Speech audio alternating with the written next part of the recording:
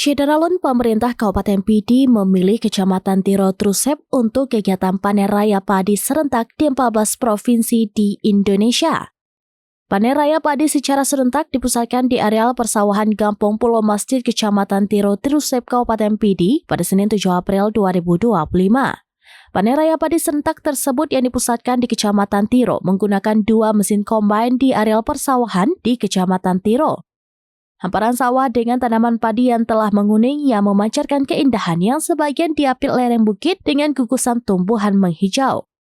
Bupati Pidi Sarjani Abdullah bersama Kapolres Pidi AKBP Jaka Mulyana hingga Dandim 0102 Pidi Letkol Infanteri Andi Irsan ikut naik mesin combine saat panen raya tersebut. 2 mesin combine berputar-putar sama merontokkan tanaman padi saat panen raya dilakukan. Proses pemanenan tanaman padi milik petani di mana bulir padi dimasukkan dalam karung dan jerami dibuang di areal persawahan.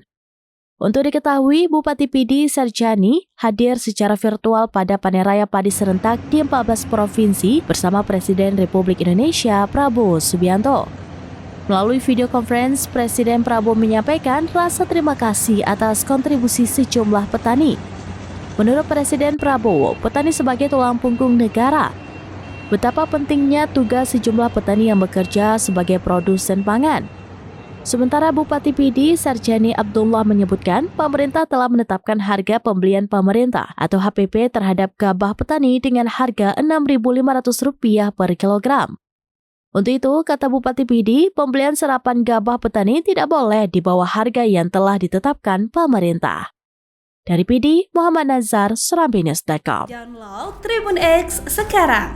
Menghadirkan lokal menjadi Indonesia.